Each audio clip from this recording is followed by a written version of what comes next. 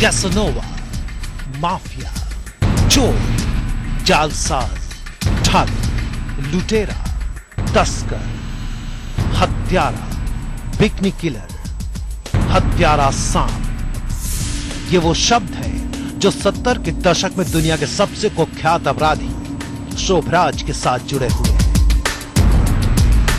अपराध के शब्दकोश में शायद ही ऐसा कोई विशेषण हो जो उस शख्स पर लागू ना होता हो जिसका नाम है चार्ल्स गुरमुख शोभराज। शोभराज दुनिया के उन चंद गुनाहगारों में से एक है जिन्होंने गुनाह को धर्म बनाने की कोशिश की और अपराधियों को शिष्य की तरह पाला।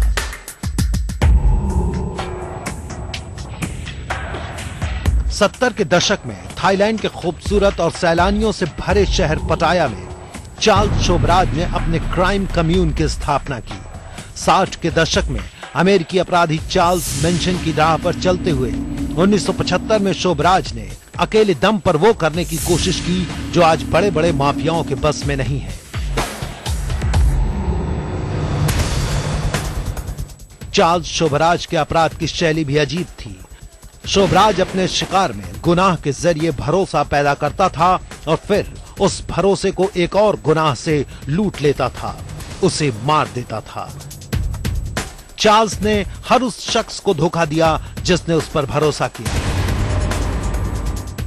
दरअसल चार्ल्स शोभराज के गुनाह का सबसे बड़ा हस्ताक्षर ही यही था कि वो लोगों में अपने प्रति भरोसा बनाता था और फिर उस भरोसे को हिलता देख उनका कत्ल कर देता था। इसके लिए उसका बचपन और फ्रांस की प्योजी जेल जिम्मेदार माने जाते हैं।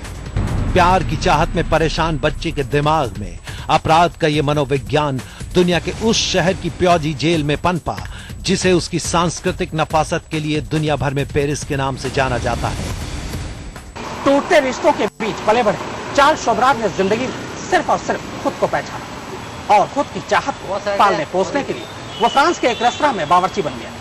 14 साल की उम्र में उसने पहली चोरी की और इसके बाद चार्ल्स शोभराज के कदम गुनाह के रास्ते पर उसकी उम्र के साथ चल पड़े।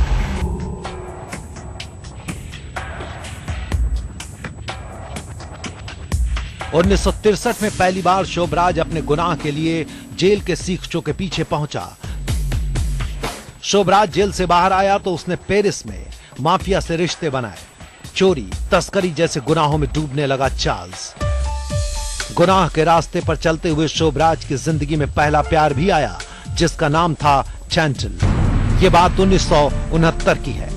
जेल और लड़की की जुगलबंदी शोभराज की जिंदगी में यहीं से शुरू होती है। इस समय अपराध में शोभराज के 9 साल गुजर चुके थे और उम्र के 25। फ्रांस में जब दबाव बढ़ा तो चार्ल्स अपनी पत्नी के साथ पेरिस से भाग निकला। पूर्वी यूरोप होते हुए चार्ल्स 1970 में हिंदुस्तान पहुंचा।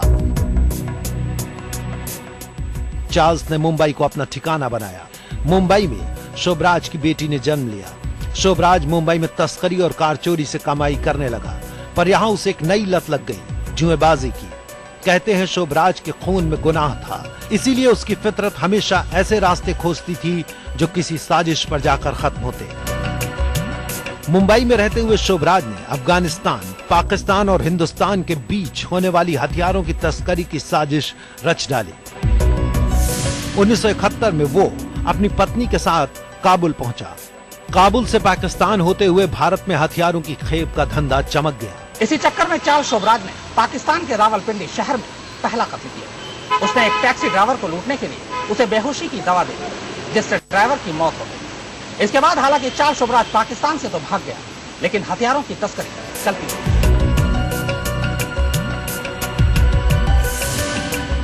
मुंबई में जब चार्ल्स को लेकर पुलिस ने चहलकदमी शुरू की तो चार्ल्स ने दिल्ली को ठिकाना बनाया।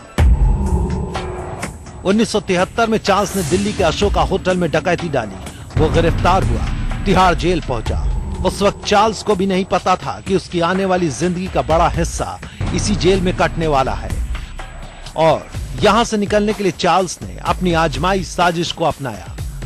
बीमारी का बहाना बनाया, अस्पताल पहुंचा और फिर वहां अस्पताल कर्मचारियों को नशीली चीजें खिलाकर भाग गया।